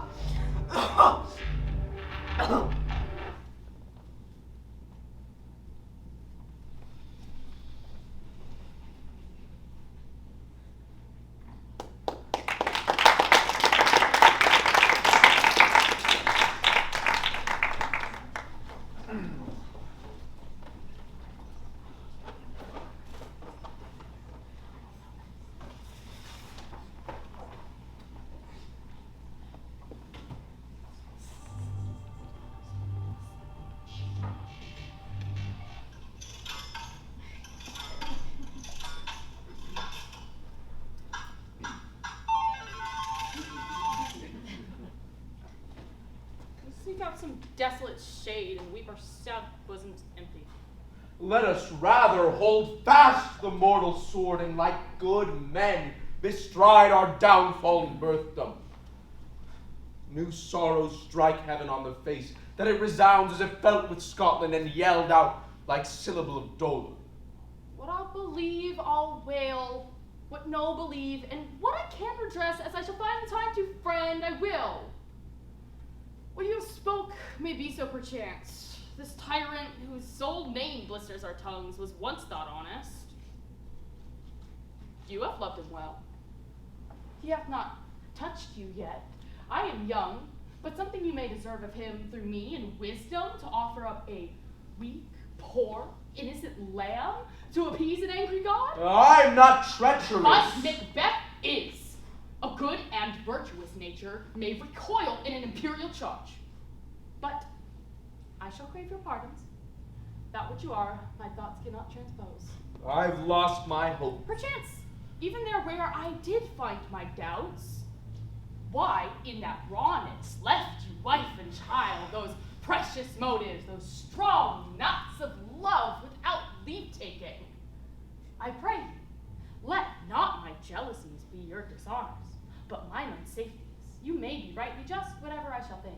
Great tyranny, lay thou thy basest sore, for goodness dare not check thee. Where thou thy wrongs, the title is afeard. Fare thee well, Lord. I would not be the villain thou thinkst for the whole space that's in the tyrant's grasp, and the riches to boot. Be not offended. I speak not as an absolute fear of you. I think our country sinks beneath the yoke. It weeps, it bleeds, and each new day a gash is added to her wounds. But for all this, when I shall tread upon the tyrant's head, or wear it on my sword, yet my poor country will have more vices than it had before, more suffer and more sundry ways than ever, by him that shall succeed. What should he be? It is myself, I mean, in whom I know all the particulars of vice so grafted that when they shall be opened, cruel Macbeth will seem pure as snow, and the poor state esteem him as a lamb, being compared with my confineless arms. And not in the legions of so horrid hell can come a devil more damned in evils to top Macbeth. I grant him bloody, luxurious, avaricious, false, deceitful, sudden, malicious, smacking of every sin that has a name, but there's no bottom, none, in my sinfulness, my desire. All continent impediment would o'erbear that did oppose my will. Better Macbeth than such a one to reign. Fear not yet to take upon you what is yours. You may convey your pleasures in a spacious plenty, and yet seem cold. The time you may so hoodwink. With this, there grows in my most ill-composed affection such ostentatious avarice, that were I king, I would cut off nobles for their lands, desire his jewels and this other's house, and my more having would be as a sauce to make me hunger more, that I should forge quarrels unjust against the good and loyal, destroying them for wealth. Do not fear. Scotland hath poisons to fill up your will of your mere own. All these are portable, with other graces weighed. But I have none. The king becoming graces of perseverance, mercy, courage, I have no relish of them, but abounds in the division of each several crime, acting it in many ways. Nay, had I power, I would pour the sweet milk of concord into hell. I would uproar the universal peace, confound all unity on earth. Oh, Scotland! If such a one be fit to govern, speak. I am as I have spoken. Fit to govern. No, not to live! O nation miserable, with an untitled tyrant bloody sceptered. Thy royal father was a most sainted king. The queen that bore thee oftener upon her knees than her feet died every day she lived. Fare thee well. These evils thou repeatst upon thyself have banished me from Scotland. Oh, my breast, thy hope ends here. Macduff! This noble passion, child of integrity, hath from my soul wiped the black scruples, reconciled my thoughts to thy good truth and honor. Devilish Macbeth, by many of these trains, hath sought to win me into his power, and modest wisdom plucks me from over-credulous haste. Here abjure the taints and blames I laid upon myself for strangers to my nature. Scarcely had coveted what was mine own, at no time broke my faith, would not betray the devil to his fellow, and delight no less in truth than life. My first false speaking was this upon myself. What I am, truly, is thine and my poor country's to command. Now altogether, and our chance at goodness be like our warranted quarrel. Why are you silent? Such welcome and unwelcome things at once, 'tis hard to reconcile. Who comes there? Sir, amen. Stand Scotland where it did. Alas, poor country, almost afraid to know itself. It cannot be called our mother, but our grave, where nothing who but knows nothing is once seen to smile. Oh, relation, too nice and yet too true. What's the newest grief? That of an hour's age doth hiss the speaker. Each minute teems a new one. How does my wife? Why, well. And all my children? Well, too. The tyrant is not battered at their peace. No, they were well at peace when I did leave them. But not unwilling of your speech. How goes? When I came hither to transport the tidings, which I have heavily borne, there ran a rumor of many worthy fellows that were out, which was to my belief witnessed the rather for that I saw that tyrant's power afoot. Now is the time of your aid. Your eye in Scotland could create soldiers to doff their dire distresses. Be it their comfort, we are coming thither. Gracious England hath lent us good steward, and 10,000 men.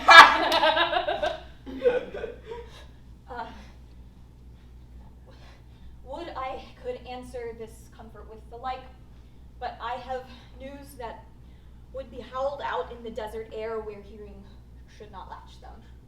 What concern it? The general cause or some fee grief due to some single breast? No mind that's honest, but in it shares some woe. But the main part pertains to you alone. Quickly let me have it. Your castle is surprised. Your wife and babe savagely slaughtered. No! To relate the manner of the murdered deer would to add the death of you. Merciful heaven. What men, ne'er pull your hat upon your brows, give sorrow words. The grief that does not speak whispers the o'erthought heart and bids it break. My wife, killed too. Wife, children, servants, all that could be found. And I must be from thence. My children too. Be comforted. Let's make us medicines of our great revenge to cure this deadly grief. He has no children. All? Did you say all? Oh, hell, kite, all! All my pretty chickens in their dam in one fell swoop. Dispute it like a man. I shall do so, but I must also feel it as a man. I cannot but remember such things that were most precious to me. Did heaven look on and would not take their part? Sinful Macduff, they were struck for thee.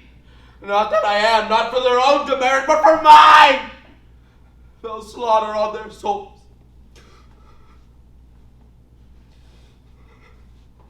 Be this the whetstone of your sword.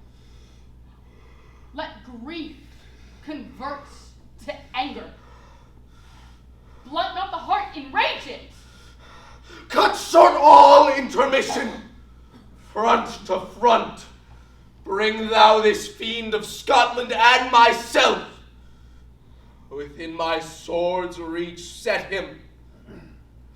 If he scape, heaven forgive him too. Come, go we to the king. Our powers ready, our lack is nothing but our leave. Macbeth is ripe for shaking, and the powers above put on their instruments. Receive what cheer you may. The night is long that never finds the day.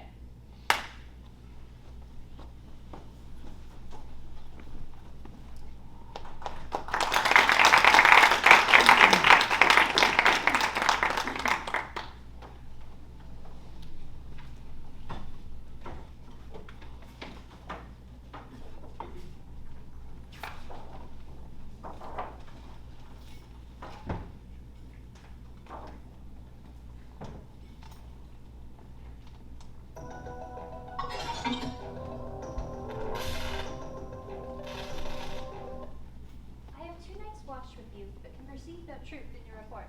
When was it last she walked? Since her husband went into the fields, I have seen her rise from her bed, throw her nightgown upon her, unlock her closet, take forth paper, fold it, write upon it, read it, afterwards seal it, and again return to bed. Yet all this while in a most fast sleep. A great perturbation in nature, to receive at once the benefit of sleep and to the effects of watching? In this slumbery agitation, besides her walking and other actual performances, what at any time have you heard her say? That, sir, which I would not report after her. You may to me, and 'tis most meet you should. Neither to you nor to anyone, having no witness to confirm my speech. Lo you, here she comes. This is her very guise. And upon my life, fast asleep. Observe her, stand close. How came she by that light? Why, 'tis continually by her, 'tis her command. You see, her eyes are open. Aye, but their senses shut. What is it she does now? Look how she rubs her hands. It is a most accustomed action to her, to thus washing her hands. I have seen her continue in this a quarter of an hour. Yet here's a spot. Hark! She speaks. I will set down what comes to her, to satisfy my remembrance the more strongly. Out! Damn spot! How'd I say? 1, 2. Why then 'tis time to do it. Hell is murky! Fie, my lord, fie!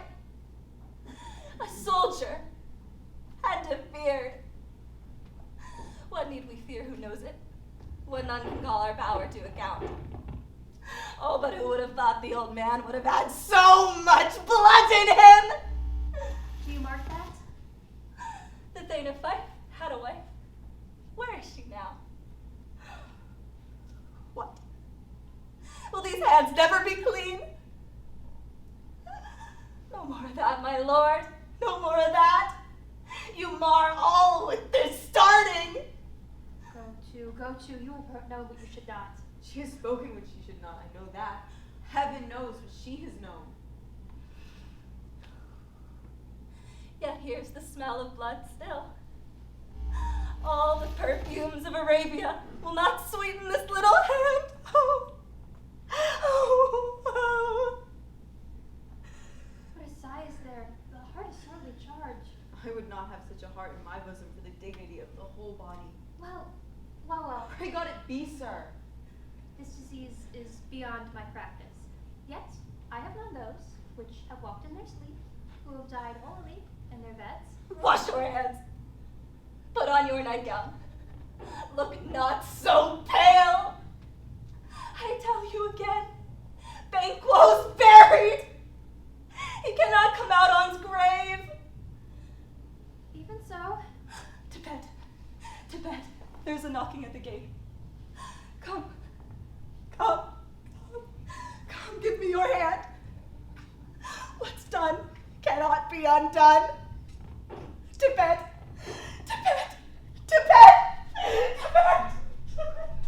Will she go out of bed? Directly. Foul whisperings are abroad. Unnatural deeds do breed unnatural troubles. Infected minds to their death pillows will discharge their secrets. More need to the divine than the physician.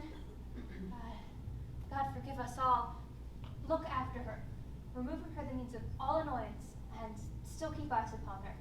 So, good night. My mind she has maddened and amazed my sight. Think but dare not speak. Good night, good doctor.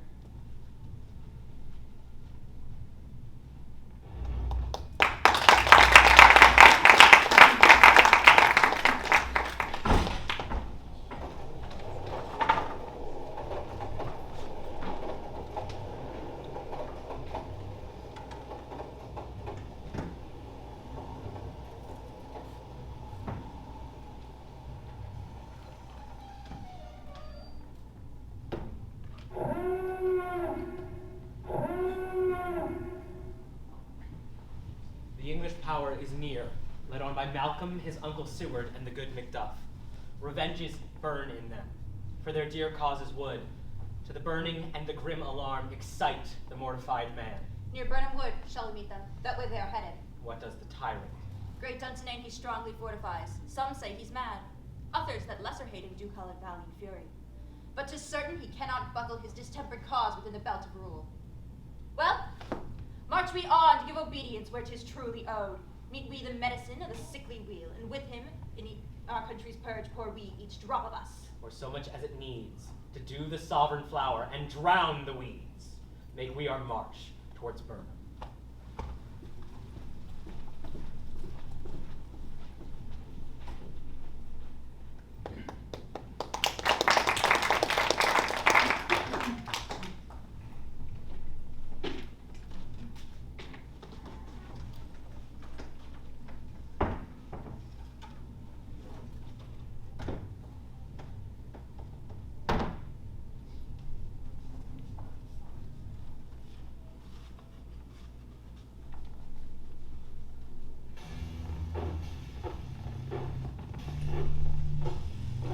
Bring me no more reports. Let them fly, all, till Burnham Wood become the Dunsinane I cannot taint with fear.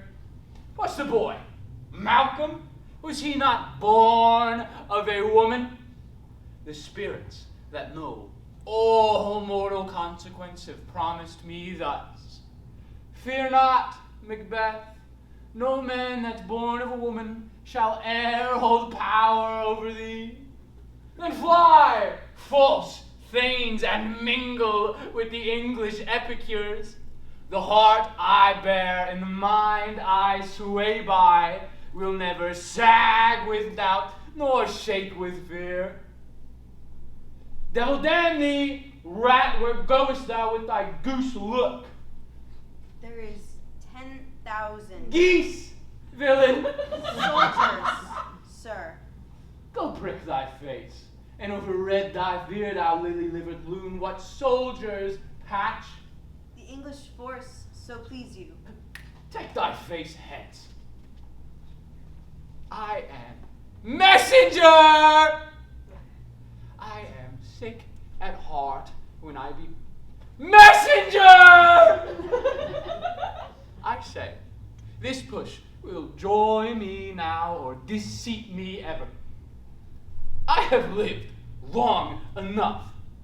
My way of life is fallen into the sear that yellow leaf. The things that should accompany old age, honor, love, obedience, troops of friends I cannot seek to have. Put in their place curses, not loud, but deep. Messenger! What is your gracious pleasure? What news more? All is confirmed, my lord, that was reported. I will fight till from my bones my flesh be hacked. Bring me my armor. 'Tis not needed yet. I'll wear it! Messenger, send out more horse. Stir the country round. Hang those who talk of fear. Doctor, how goes thy patient? Not so sick, my lord, as she is troubled with thick-coming fancies that keep her from rest. Cure her of that. Canst thou not, doctor, minister to a mind diseased, pluck from the memory a rooted sorrow, raise out the written troubles of the mind, and with some sweet, oblivious antidote, cleanse that stuffed bosom of the perilous stuff which weighs upon the heart? Therein the patient must minister to himself. Throw physic to the dogs, or none of it. Messenger, send out! Doctor, if thou couldst, cast all the water in my land, find her disease, and purge it to a sound and pristine health, I will applaud thee to the very echo that should applaud again.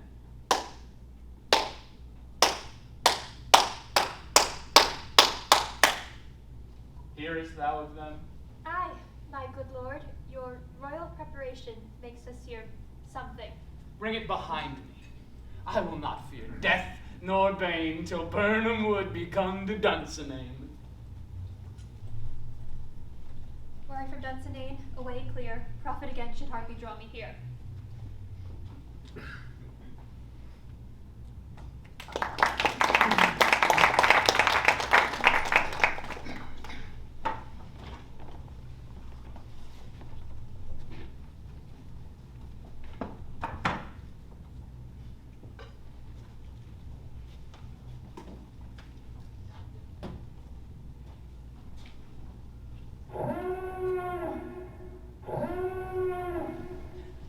What is this before us? The wood of Burnham. Let every soldier hew him down a bough and bear it before him. Thereby shall we shadow the number of our host and make discovery error in report of us. It shall be done. We learn no other but the confident tyrant keeps still in Dunsinane and will endure our setting down before it. The time approaches that will with due decision make us know what we shall say we have and what we owe. Thoughts, speculative, their unsure hopes relate, but certain issues, strokes, must arbitrate, towards which advance the war.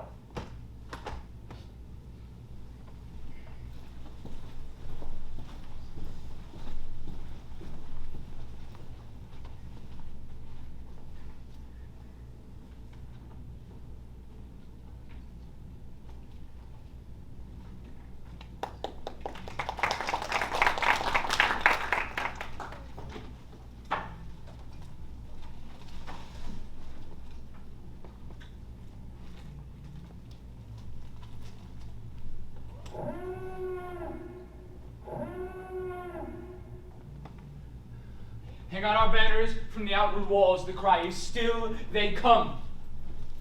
Our castle's strength will laugh a siege to scorn. Here let them lie, till famine in the aid you eat them up.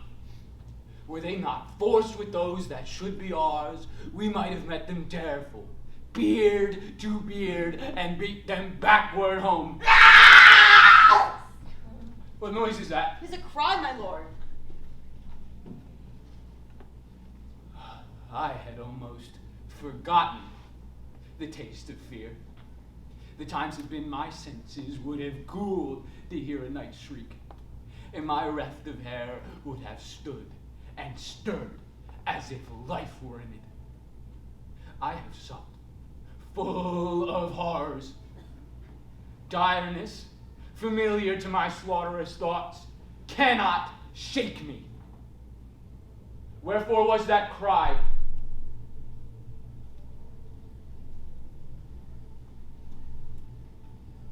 The queen, my lord, is dead.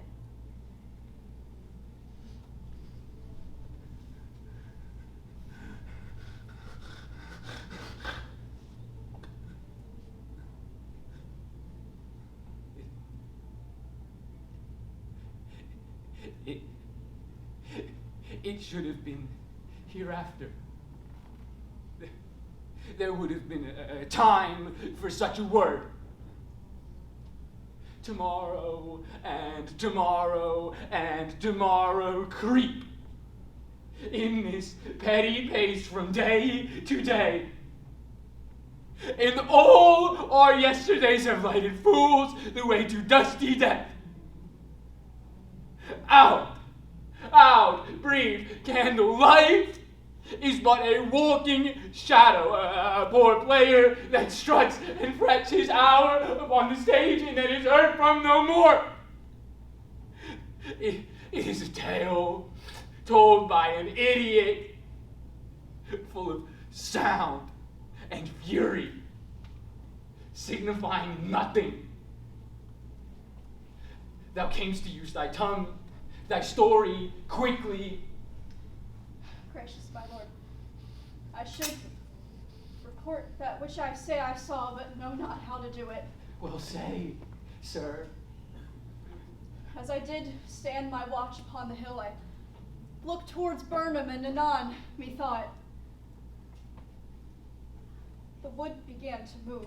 Liar and rat! Let me endure your wrath, if it be not so. Within this 3 mile, men you see it coming, I say, a moving grove.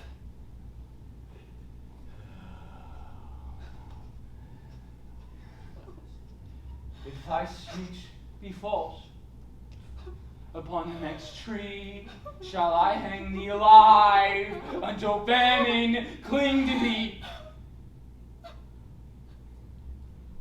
If thy speech be sooth, I care not if thou dost me the same. I hope in resolution, and do begin to doubt the equivocation of the fiend that lies like truth. Fear not, until burning wood become the Dunsinane, and now a wood is come to a Dunsinane.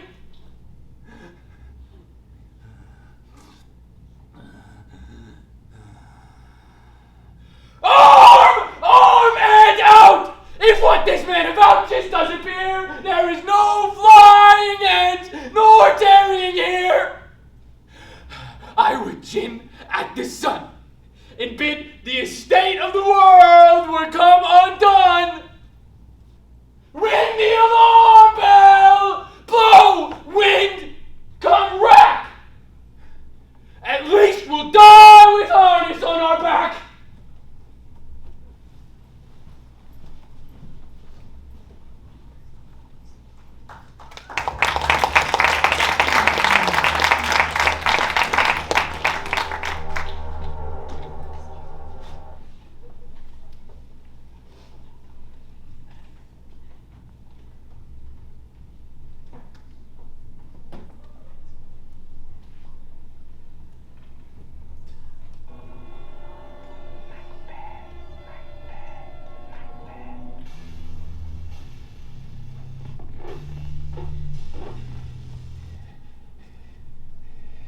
They have tied me to a stake.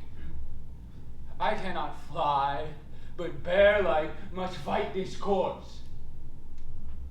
What's the man that was not born of a woman? Such a man I am to fear or none. What is thy name? Thou'lt be afraid to hear it. Oh, though thou call'st thyself a hotter name than any is in hell.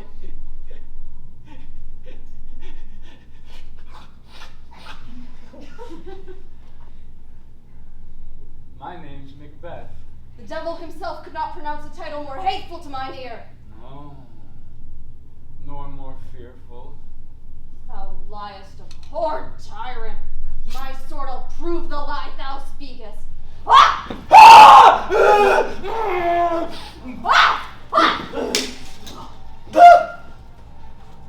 Thou wast born of a woman!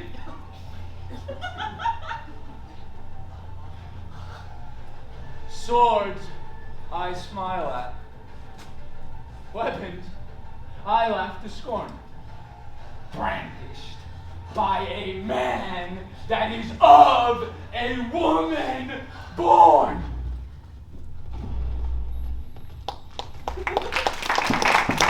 What way the noise is? Tyrant, show thy face. If thou beest slain and with no stroke of mine, my wife and children's ghosts will haunt me still. I cannot strike at wretched curs whose arms are hired to bear their stains. Either thou, Macbeth, or else with an unbattered edge my sword I sheath again undeeded. There thou shouldst be. By this great clatter, one of greatest notes seems brooded. Let me find him, fortune, and more I beg not. This way, my lord. The castle's gently rendered. The tyrant's people on both sides do fight. The noble thanes do bravely in the war. The day almost itself professes yours, and little is to do. We have met with foes that strike beside us. Enter, sir, the castle.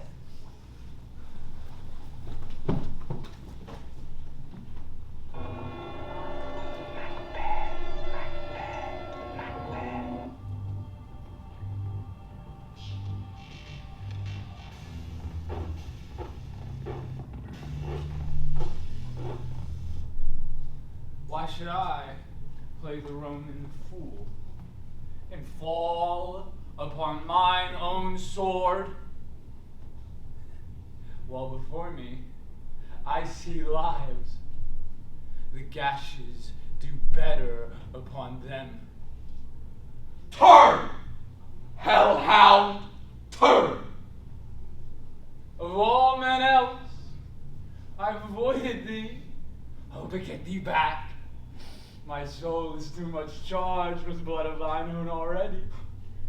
I have no words. My voice is in thy blade. Thou bloodier villain than terms can give thee out.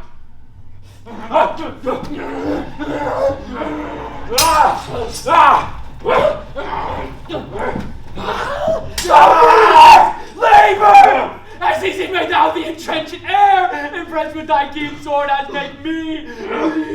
For I bear a charmed life, which must not yield to one of woman born. Despair thy charm, and let the angel whom thou still hast served tell thee, Macduff was from his mother's womb, untimely ripped! Cursed be the tongue that tell me so. For the coward, my better part of a man. Be these juggling thieves no more believe that bolt or us in a double sense, and speak the word and promise to our ear, but break it to our oath. I'll not fight with thee. Then yield thee, coward! And live to be the show and gaze of the time. We'll have thee as a rare of monsters are, painted on a pole and underwrit. Here may you see the tyrant. I will not yield. To kiss the ground before young Malcolm's feet and be baited with the rabble's curse. Though Burnham would become the Dunsinane and thou art opposed, being of no woman born, I will to the last. Before my body I throw my warlike shield. Lay on, Macduff, and damned be him that first cries hold enough.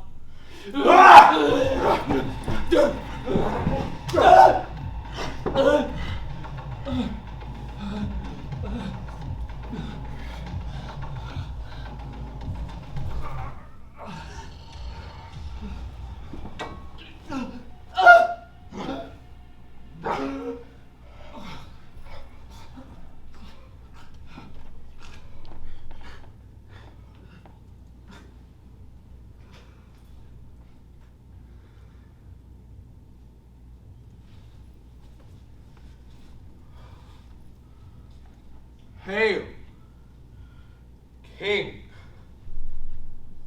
for so thou art.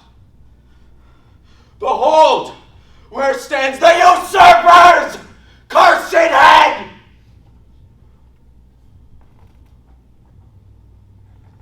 The time is free. I see thee, compassed with thy kingdom's pearl. Let's speak my salutations in their minds, whose voices I desire, aloud with mine. Hail, King of Scotland!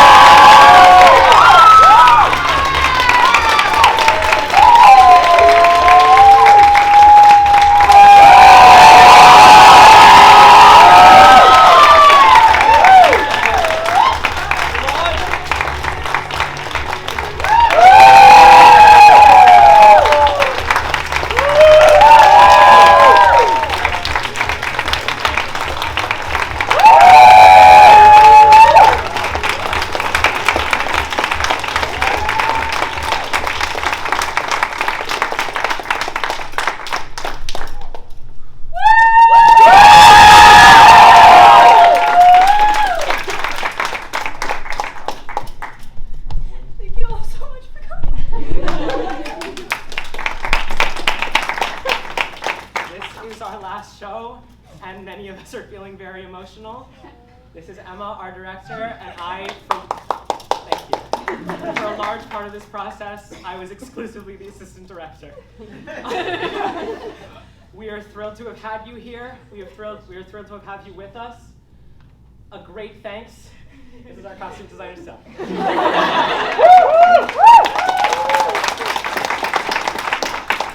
thanks to our actors, to our design and production team, and to all of you.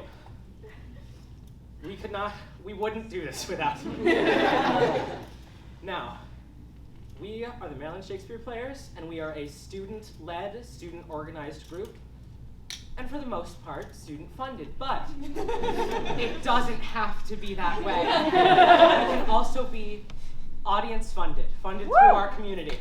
We will have a cash bucket at the door for cash donations, and we also have a Venmo. Could you guys remind me of the name of the Venmo? MD_Shakespeare! One more time. MD_Shakespeare! Did you guys get that? I might have missed it. One more. MD_Shakespeare! Make us say it again, please. I didn't catch it We're that good on time. three. Another big shout out to our actors and our tech for making this possible, and to you guys for showing up. So please, just another round of applause for all of us.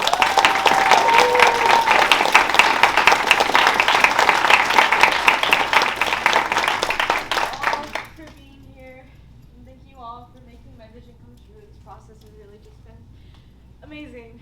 And can all my seniors please come up? Get your butts up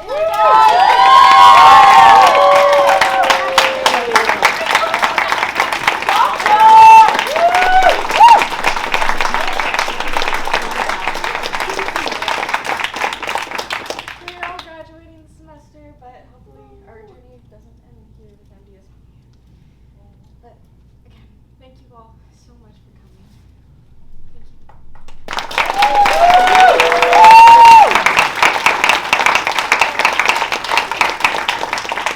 You can meet my actors backstage after they get out of costume and makeup. Again, thank you for coming.